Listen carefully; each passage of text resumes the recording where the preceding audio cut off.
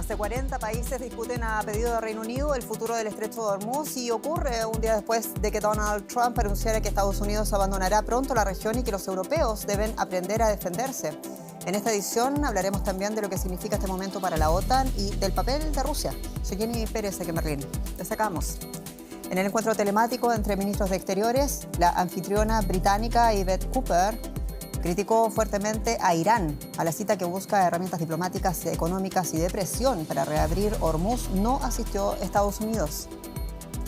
El presidente Donald Trump afirma que las fuerzas de su país seguirán atacando con dureza a Irán durante las próximas 2 o 3 semanas, bombardeándolo hasta devolverlo a la edad de piedra, dijo.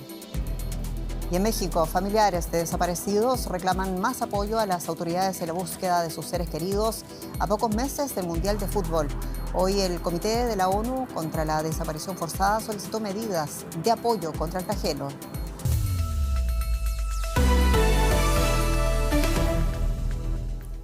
En el marco de los esfuerzos por reabrir el estrecho de Hormuz, Reino Unido encabezó este jueves una reunión de ministros de Exteriores de más de 40 países. Estados Unidos no participó en este encuentro. Londres busca intensificar la presión diplomática y económica para restablecer cuanto antes el tránsito por el estrecho de vital importancia para el transporte marítimo mundial de petróleo. La cita se produce en medio de la polémica generada por las declaraciones del presidente Donald Trump, quien instó a los países dependientes del crudo que circula por esa vía a mostrar coraje y, en sus propias palabras, simplemente tomarlo. Al inicio del encuentro, la ministra de Exteriores británica, Yvette Cooper, dejó claro que consideraba a Irán el responsable directo del impacto de los precios de la energía y de la crisis de la seguridad marítima en Hormuz. Vamos a escuchar. Hemos visto cómo Irán se ha apropiado de una ruta marítima internacional para tomar como rehén a la economía mundial. La actitud irresponsable de Irán hacia países que no tenían nada que ver con este conflicto, algo que nosotros y 130 países hemos condenado ante la ONU, no solo está haciendo subir las hipotecas, el precio del combustible y el costo de vida en el Reino Unido y en muchos otros lugares, sino que también afecta a la estabilidad económica global. El periodista Fernán González está con nosotros en directo desde Londres con más detalles de esta historia. Fernán, mucho gusto saludarte. Y bueno, la ministra Cooper, decíamos, fue especialmente crítica con Irán ante los representantes de 40 países invitados, algunos de Latinoamérica y sin Estados Unidos, aunque estaba invitado a esa mesa. ¿Cuáles son las novedades?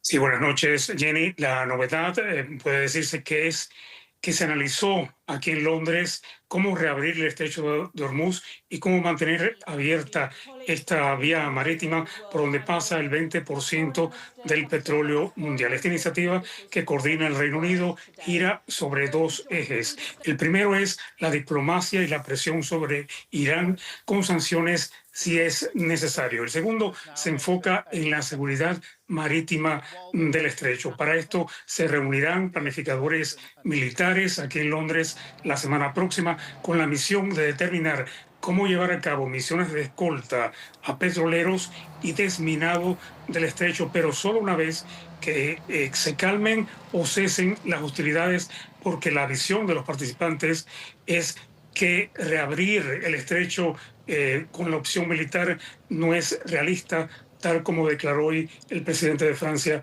Emmanuel Macron. Y sin embargo, el gobierno británico en esa reunión insistió en que, aunque Irán asegura que el estrecho está cerrado solamente para Estados Unidos e Israel, transitan efectivamente muy pocos buques que además tienen que pagar millonarias multas a la Guardia Revolucionaria iraní. Entonces, ¿cuál es la perspectiva para la apertura del estrecho si no es la vía militar como se dijo en esa reunión? Dada la situación en el terreno, no hay posibilidades de que la reapertura total del estrecho de Hormuz se dé a corto plazo. La cuestión es cómo funcionaría cualquier iniciativa diplomática sin la participación de Irán, que tiene el control efectivo de la vía marítima en estos momentos. En ese sentido, Teherán no se queda atrás en cuestión de iniciativas. Según anunció hace unas horas, está redactando un protocolo con Omán para establecer un nuevo sistema de navegación en el estrecho, en el cual el paso de buques deberá ser supervisado y coordinado por los 2 países. Fernán González, muchas gracias. En Londres.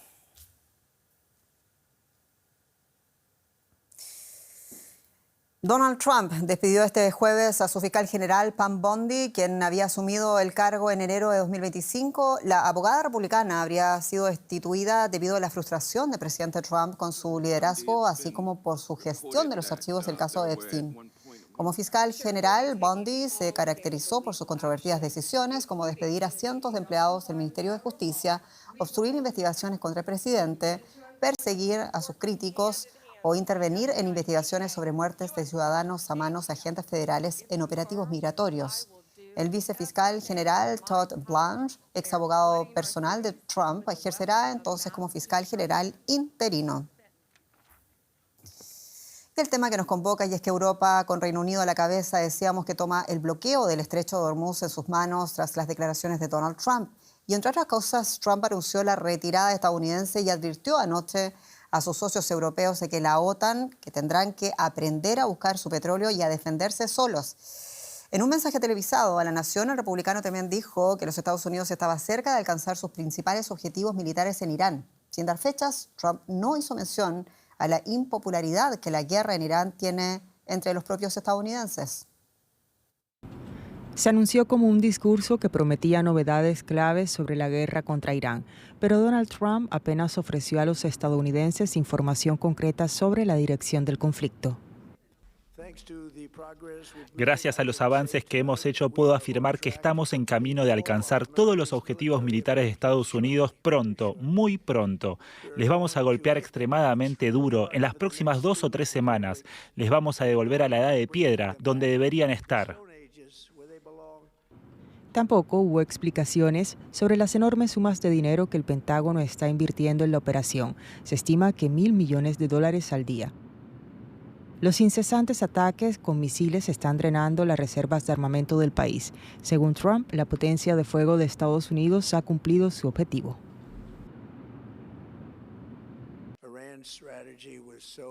La estrategia de Irán era muy obvia. Querían producir la mayor cantidad posible de misiles y lo hicieron con el mayor alcance posible. Y tenían armas que nadie creía que tenían. Acabamos de enterarnos de eso. Las eliminamos. Las eliminamos todas porque nadie se atrevía a frenarlos, a ellos y a su carrera por una bomba nuclear, un arma nuclear como nadie ha visto jamás. Las agencias de inteligencia estadounidenses no respaldan ninguna de esas afirmaciones, que Irán estuviera a punto de construir una bomba nuclear y de producir misiles capaces de alcanzar a Estados Unidos. El régimen iraní se mantiene desafiante incluso tras más de un mes de bombardeos estadounidenses e israelíes. Además de los golpes duros y severos que han recibido hasta ahora, esperen algo aún más fuerte, acciones más demoledoras, más amplias y más destructivas. Las instalaciones que atacaron hasta ahora son insignificantes. Nuestra producción militar estratégica se lleva a cabo en lugares de los que no tienen ningún conocimiento y que jamás podrán alcanzar. Encuestas recientes muestran que solo 1/3 de los estadounidenses apoya la guerra y solo 1/3 cree que Trump tiene un plan al respecto. Lo que Trump sí reveló fue su solución sobre el estrecho de Hormuz. No es el problema de Estados Unidos, pero no hizo mención alguna a su más reciente amenaza de retirarse de la OTAN. ¿Y hay consecuencias concretas para el bolsillo de los europeos? Bueno, el bolsillo del mundo, en verdad, por esta guerra. Andrés Blumenkrantz. ¿Qué tal, Jenny? Sí, el problema del petróleo ya está causando graves problemas en Asia. Muchos países han tomado medidas. Malasia, por ejemplo, ha ordenado a todos los empleados públicos que trabajen desde casa a partir de los próximos días.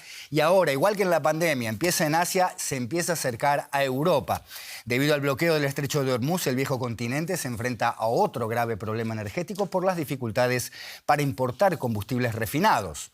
El precio del diésel alcanzó este miércoles un nuevo récord histórico en Alemania, superando los 2,30 €, a pesar de estar en vigor las regulaciones que limitan la cantidad de aumentos permitidos a las gasolineras. La crisis también afecta a las aerolíneas, que podrían tener problemas para adquirir el queroseno de los aviones en los próximos meses. Y vamos hasta la Bolsa de Frankfurt para ampliar este asunto con nuestro analista financiero Ezequiel Daray. Ezequiel, el diésel alcanzó hoy el máximo histórico. ¿Por qué aumenta tanto el valor del diésel y qué puede hacer Europa para morigerar este efecto que puede tener graves consecuencias para la economía? Bueno, Europa, Andrés, está con las manos atadas porque es altamente dependiente del diésel, es un importador neto del diésel y aumentó mucho más que el petróleo. El barril, si lo tomamos como medida de barril, el barril pasó de unos $80 a $200. Y como decíamos, Europa consume 6 millones de barriles por día. ¿Y qué es lo que está pasando? Bueno, se han lanzado todos los países del mundo a buscar, es una puja por conseguir diésel. Y se produce algo muy extraño, que es que los barcos que parten de un puerto, por ejemplo, con destino a Ámsterdam, a mitad de camino consiguen un mejor precio y se desvían a Asia. Esto ha pasado con muchos barcos y también ha pasado mucho con la India. Desde que dejó de comprar el combustible a Rusia, Europa compra mucho refinado a la India. Bueno, la India prefiere obviamente venderle a Asia porque en Asia los combustibles son más caros. Hasta el momento no está habiendo faltantes. ¿Por qué? Porque todavía se están abasteciendo con los barcos que estaban llegando y porque todos los países tienen la obligación de tener 2 meses de reserva. Como siempre decimos, si el conflicto se extiende, bueno, podemos ver inclusive cuestiones de racionamiento como hay en Asia. El conflicto se extiende, Ezequiel, y la crisis se extiende a las aerolíneas. ¿Qué impacto puede tener este faltante de combustibles en el valor de los pasajes? Bueno, el impacto es fuerte porque representa el 30% del costo operativo de las aerolíneas y el valor del combustible del jet fuel pasó de $100 a $200. ¿Por qué no les impacta de lleno todavía? Bueno, porque como las aerolíneas venden pasajes a futuro, también para estoquearse, se aseguran contratos a futuro de compra de combustible, hasta un 70% de lo que van a consumir, por ejemplo, en los próximos 2 años. Esto lo compraron a $65. El resto sí, lo tienen que salir a comprar al precio que está en el mercado. Por eso estamos viendo pequeños aumentos, pero hay muchas que están advirtiendo que si esto se extiende en el tiempo, la situación se va a tensar. Y una cosa que estamos viendo, Andrés, es reducción de frecuencias, menos plazas, porque las aerolíneas obviamente están tratando de buscar reducir las rutas para no tener que consumir combustible, que hoy es un bien preciado. Ezequiel Garay, gracias por este análisis desde la Bolsa de Frankfurt. Y volvemos a las noticias con Jenny Pérez. Claro, porque Donald Trump anuncia que se va a retirar del estrecho de Hormuz en las próximas semanas. ¿Y qué pasa con la OTAN? Ha hablado Rusia. El Kremlin aseguró este jueves que la OTAN es una alianza hostil para Rusia en una reacción a una posible salida de los Estados Unidos del bloque occidental por la negativa europea de apoyar la guerra en Irán. El portavoz presidencial ruso, Dmitry Peskov, aseguró que la Alianza Atlántica considera a Rusia un país enemigo y que realiza acciones hostiles en correspondencia con ello. El miércoles, el presidente Trump decía en entrevista a la agencia Reuters y al diario británico The Telegraph que está estudiando seriamente abandonar la OTAN cuando termine la guerra en Oriente Medio. Y el periodista Ricardo Marquina nos ayuda con la perspectiva desde Estonia en este tema. Ricardo, lo dicho, tras las declaraciones de Trump, ¿qué tan plausible es una OTAN sin Estados Unidos? Y en ese contexto, ¿qué implica esto para la Rusia de Vladimir Putin?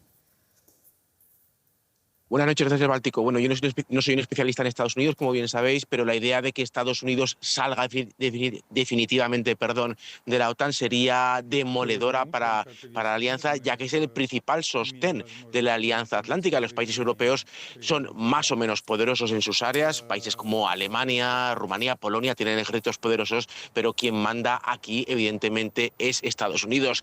En el Kremlin lo están celebrando de una manera muy discreta. No están haciendo grandes declaraciones, pero evidentemente lo están disfrutando muchísimo porque están viendo cómo Trump está dilapidando el mayor activo que precisamente tiene no solo Occidente, sino precisamente Estados Unidos. El mayor activo es esa alianza de muchas naciones decididas a luchar por esa idea de liberal. Y Trump lo está desmontando sin que Rusia tenga que invertir absolutamente nada, sin perder un solo soldado. Así que es un momento muy dulce para el Kremlin. Ricardo Marquina, con algunos problemas de audio. Hablemos, Ricardo, brevemente de las posibles consecuencias para la zona geográfica más sensible con este tema, que es el este de Europa, como no. ¿Qué implica para ellos una OTAN en potencial descomposición? Bueno, para países pequeños como este, como Estonia, como Lituania, como Letonia, la salida de Estados Unidos sería terrorífica, ya que estos países confían en ese artículo 5 en que la alianza acudiría en ayuda de estos países si mañana aquí entran los tanques rusos. La idea de que los Estados Unidos abandonen la OTAN suena a película de terror en estos países. Y además la semilla de la duda está ya plantada, porque ahora todos los ciudadanos de estos países se hacen la misma pregunta.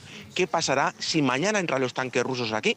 ¿Acudirán los soldados estadounidenses a ayudar a Estonia, a Lituania o a Letonia o a Rumanía o a Polonia, o los dejarán abandonados? Ricardo Marquina, muchas gracias en Estonia. A ustedes. Y seguimos hablando de las guerras porque 4 años de guerra contra Rusia han convertido a los soldados ucranianos en expertos en el combate con drones. Occidente también se beneficia de esa tecnología. En Reino Unido, por ejemplo, desde el inicio de la guerra han recibido formación unos 60.000 soldados ucranianos. Ellos han compartido también con sus aliados británicos las experiencias del frente. Especialmente valiosa es para los británicos la experiencia de los pilotos de drones. Siguiendo el ejemplo de los ucranianos, cada vez más de ellos reciben formación como especialistas en drones. Estos soldados ucranianos se han convertido en auténticos expertos en la guerra con drones. Se están entrenando en Gran Bretaña y comparten sus conocimientos de combate. Les contamos nuestras experiencias en el campo de batalla. Tras 4 años de guerra, los soldados ucranianos son expertos muy solicitados. Lo afrontamos con humildad y aprendimos muchísimo en muy poco tiempo. Entrenamiento en Inglaterra.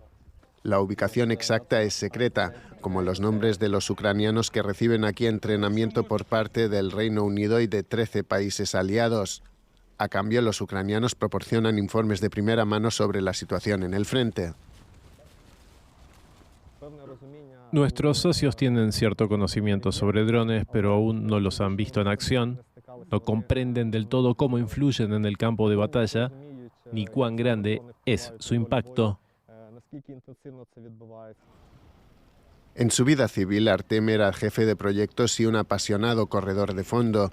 Ahora, como el resto de soldados de Ucrania, es especialista en drones. Tiene experiencia de primera mano sobre cómo el uso de los drones ha cambiado la forma de hacer la guerra, unos conocimientos que los instructores en Inglaterra están absorbiendo con gran interés. Artem está aprendiendo de un soldado australiano cómo dirigir mejor pequeñas unidades de combate. Lleva luchando en el frente desde que comenzó la invasión.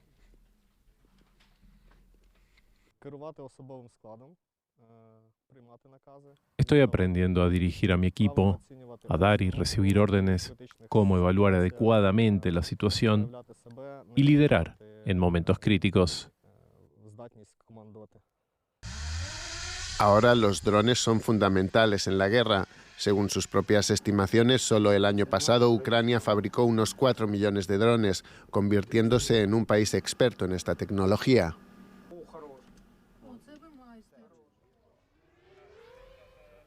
El manejo de drones sigue siendo un ejercicio de entrenamiento para los soldados británicos, pero para los ucranianos es una cruda realidad. Tras 5 semanas de entrenamiento e intercambio de conocimientos, Artem regresa al frente. Cuenta ahora con nuevos conocimientos para dirigir aún mejor a sus tropas, un poco más de profesionalidad y una motivación adicional.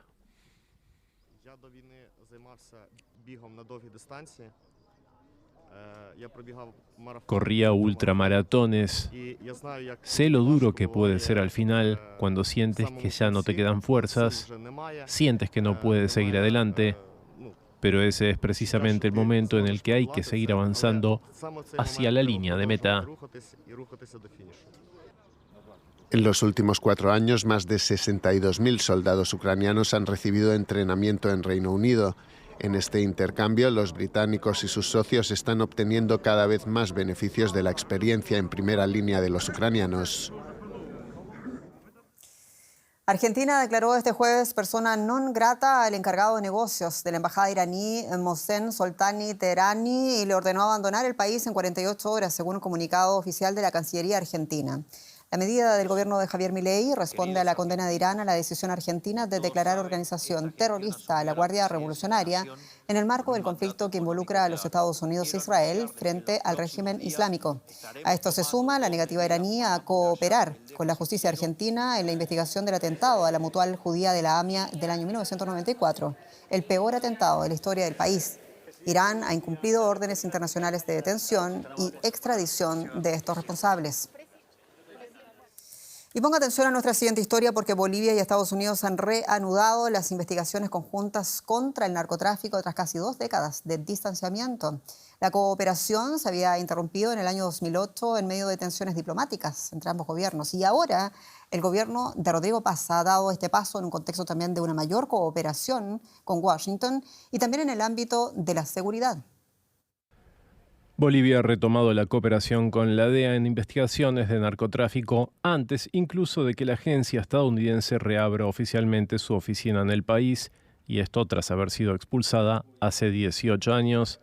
Ya en marzo, el gobierno boliviano se adhirió al Escudo de las Américas, una iniciativa impulsada por Estados Unidos para fortalecer la lucha contra el crimen transnacional en América Latina y el Caribe. Este acercamiento se traduce en un intercambio activo de información y trabajo conjunto con otros países de la región. Se está investigando, se está intercambiando información, estamos trabajando en forma conjunta, no solamente con la DEA, sino por ejemplo con Paraguay y con Brasil, ¿no? Los primeros resultados de esta cooperación se evidenciaron días después cuando la policía boliviana, en coordinación con inteligencia de Estados Unidos y de varios países vecinos, capturó en la ciudad de Santa Cruz al narcotraficante uruguayo Sebastián Marcet, uno de los más buscados del continente. Además, las autoridades bolivianas avanzan en la identificación de rutas del narcotráfico y flujos financieros como parte de una estrategia regional más amplia. En ese marco, el país andino también coordina con la policía de Brasil acciones para enfrentar las bandas armadas extranjeras que se han asentado en el este de Bolivia, entre ellas las brasileñas Comando Vermelho y el Primeiro Comando da Capital. Las autoridades aseguran que esta cooperación continúa ampliándose a distintos niveles tanto cooperativos como técnicos. Hay una decisión política de trabajar en forma conjunta. Ahora los equipos a nivel técnico estamos trabajando para el tema de investigaciones conjuntas, para revisión de rutas, no solamente de narcotráfico, sino también de rutas financieras, de follow the money, seguimiento del dinero. El tema de la cooperación es todo un trabajo que se está articulando. De esta manera, el gobierno boliviano busca consolidar una estrategia integral contra el narcotráfico apoyado en la cooperación regional y el intercambio de inteligencia en momentos de creciente presencia de redes criminales transnacionales en la región. El Comité de Naciones Unidas contra la Desaparición Forzada solicitó este jueves a la propia ONU que considere medidas destinadas a apoyar al gobierno mexicano en la prevención, investigación y erradicación de este delito perpetrado a tales niveles que, según la ONU, podría considerarse un crimen de lesa humanidad en México. Ocurre en medio de los esfuerzos por las asociaciones de familiares por visibilizar este flagelo antes de que comience el Mundial del Fútbol. Temen que la cita internacional haga olvidar sus demandas de justicia. Rastrillo en mano y sin tregua, Verónica busca desde hace 10 años alguna pista de su hijo. Un 15 de julio, el joven salió a echar gasolina con un amigo y no regresó. Su rastro se perdió como el de las más de 130,000 personas desaparecidas en México. Nos sentimos un poco indignada, entristecida por parte de la presidenta que no nos da el apoyo adecuado y que da a aparentar que esta situación de desaparición pues está controlada, ¿no? Los colectivos de búsqueda organizan de forma independiente salidas a campo para localizar a sus seres queridos. Hoy rastrean la zona de Ajusco, uno de los puntos más críticos de desapariciones en la capital.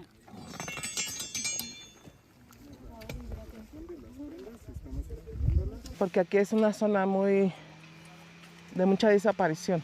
Aquí es una zona donde está muy expuesto para dejar cuerpos.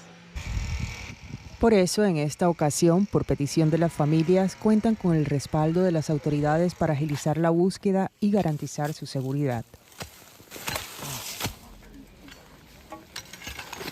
ahorita, como usted ve, nos acompañan y qué bueno, ¿no? Porque tenemos protección sobre todo, pero realmente, o sea, pues nosotras somos las que andamos buscando. Y mientras las familias buscan, México se prepara para recibir la Copa Mundial de la FIFA 2026 en 3 de sus principales ciudades. Los colectivos lo consideran incoherente y temen quedar invisibilizados. No pretendemos sabotear el Mundial, sabemos que es una oportunidad económica para mucha gente. Sin embargo, tenemos también esa necesidad de hacer visible la problemática, ¿no? El reclamo no es exclusivo de la capital, también se refleja en Jalisco, próxima sede del Mundial y uno de los estados con mayor número de personas desaparecidas. En la costera ciudad de Puerto Vallarta, familiares denuncian la falta de apoyo para sus actividades de búsqueda y concientización. No tenemos el apoyo que deberíamos por parte del gobierno. Nos están prohibiendo en lugares estratégicos donde hay más visibilización, que eso es lo que no quieren que haya. Temen que alzar la voz pueda suponer un riesgo para ellas. Aún así, no desisten. Y aquí sigo, hasta encontrar a mi hijo. La Fiscalía de Jalisco no atendió a Deutsche Welle, pero el comisionado de búsqueda aseguró estar incrementando y mejorando su capacidad de investigación. También afirman hacer todo lo posible las autoridades encargadas de búsqueda y acompañamiento de Ciudad de México. Las autoridades también han implementado protocolos, han estado participando en este tipo de acciones que me parecen importantes para estar sumando. Al igual que otros colectivos, previo al partido inaugural del Mundial en junio, familiares de víctimas han convocado una manifestación pacífica cerca del estadio. Es muy desafortunado que vayamos a tener un Mundial cuando en la Ciudad de México tenemos necesidades de primer impacto. No se nos puede negar el derecho a la verdad y a la justicia. Una reivindicación que no cesa ante el creciente número de desapariciones en México. En Colombia, fieles cristianos participaron este miércoles en la tradicional procesión de Semana Santa en la ciudad de Zipaquirá. Ubicada a unos 50 kilómetros al norte de Bogotá, es conocida por la Catedral de Sal, ubicada en una mina. Cada año la visitan cientos de personas que disfrutan no solo de las procesiones como esta, sino también de las eucaristías, proyecciones sobre la fachada de la Catedral Diocesana y eventos culturales en las calles del centro histórico de la ciudad. Y solo tiempo para despedirnos y agradecerles como siempre su sintonía y atención. Soy Jenny Pérez. Hasta pronto.